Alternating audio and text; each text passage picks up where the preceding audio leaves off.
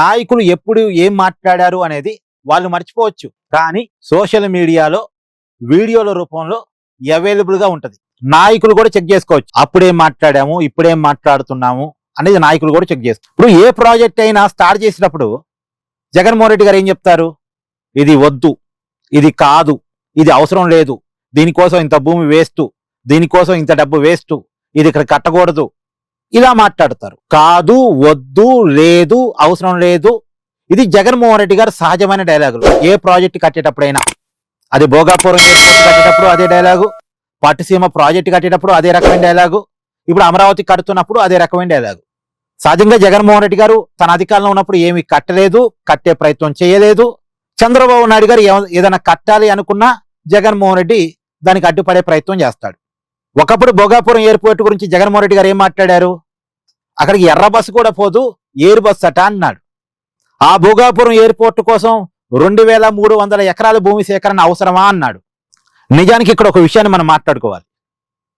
2005వ సంవత్సరంలో కడప జిల్లాలో బ్రాహ్మణి స్టీల్స్ కు అనుబంధంగా గాలి జనార్దన్ రెడ్డి కోసం అక్కడ ఒక ఎయిర్పోర్ట్ కట్టడానికి 3000 ఎకరాలు సేకరించారు. ఎప్పుడు? 2005వ సంవత్సరంలోనే, కడప జిల్లాలో, అది కూడా. మరి వైజాగ్ లాంటి అంతర్జాతీయ నగరంలో 2017వ సంవత్సరంలో ఒక ఎయిర్పోర్ట్ కడదాం భోగాపురంలో అనుకున్నప్పుడు 2200 ఎకరాల భూమిని సేకరించాలనుకుంటే అది జగన్మోహన్ రెడ్డి గారికి ఇంత భూమి ఎయిర్పోర్ట్కి ఎందుకు అని క్వశ్చన్ చేశాడు. అంటే 2005లోనే కడప జిల్లాలో ఎయిర్పోర్ట్ కోసం 3000 ఎకరాలు రాజశేఖర రెడ్డి ప్రభుత్వం సేకరించడం కరెక్టేనట.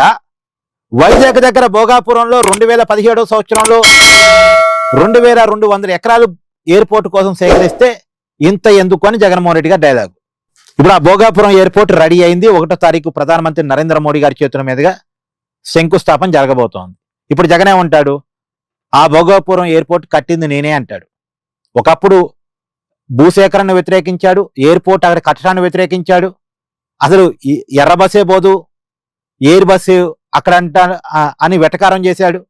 తన అధికారంలోకి వచ్చిన తర్వాత టెండర్ రద్దు చేసే ప్రయత్నం చేశాడు, మళ్ళా ఇచ్చాడు అనుకోండి, అది వేరే విషయం. ఇప్పుడు జగన్మోహన్ రెడ్డి 5 నెలలు కాదు అధికారం ఉంది, 5 సంవత్సరాలు కదా. ఎట్టా చంద్రబాబు నాయుడు గారు భూసేకరణ చేసి పెట్టారు. మరి జగన్మోహన్ రెడ్డి గారు కంప్లీట్ చేసి ఉంటే ఆయన ఓపెన్ చేసి ఆయన క్రెడిట్ తీసుకుంటే అయిపోయేదిగా. 2019 నుంచి 2024 వరకు జగన్ అధికారంలో ఉన్నాడు. అప్పుడు భూసేకరణ కూడా కంప్లీట్ అయిపోయింది. మరి జగన్మోహన్ రెడ్డి గారు ఆ ఎయిర్పోర్ట్ ని కంప్లీట్ చేసి, నిర్మాణం అంతా కంప్లీట్ చేసి, ఓపెన్ చేసి, ఇదిగో నా వల్లే భోగాపురం ఎయిర్పోర్ట్ అంటే అయిపోయేదిగా. మరి ఎందుకు అది జరగలే? ఇప్పుడు కూటమి అధికారంలోకి వచ్చిన తర్వాత పనులన్నీ వేగంగా చేసి ఇప్పుడు ఓపెన్ చేస్తుంటే నా వల్లే భోగాపురం ఎయిర్పోర్ట్ అని జగన్ చెప్పుకోవడం అంటే ఇంతకంటే విచిత్రం ఉందా? అయినా సరే ఇప్పుడు టీడీపీ కార్యకర్తలు కొన్ని విషయాలు వైరల్ చేస్తున్నారు. అంటే జగన్మోహన్ రెడ్డి గారి హయాంలో భోగాపురం ఎయిర్పోర్ట్ పనులు జరిగింది అంతా, ఇప్పుడు చంద్రబాబు నాయుడు గారు పరిపాలనలో, అంటే చంద్రబాబు నాయుడు గారి కూటమి పరిపాలన స్టార్ట్ అయిన తర్వాత జరిగిన పనులు ఎంత అనేది మ్యాప్స్ రూపంలో కూడా వైరల్ చేస్తున్నారు. చూడండి ఒకసారి.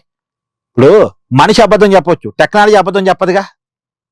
టెక్నాలజీ గూగుల్ చాలా క్లియర్ గా జగన్మోహన్ రెడ్డి గారి అధికారంలో ఉన్నప్పుడు జరిగిన పనులు ఎంత, ఇప్పుడు కూటమి అధికారంలోకి వచ్చిన తర్వాత జరిగిన పనులు ఎంత అనేది చాలా క్లియర్ గా గూగుల్ మ్యాప్స్ ద్వారా మనం క్లియర్ గా చూడొచ్చు.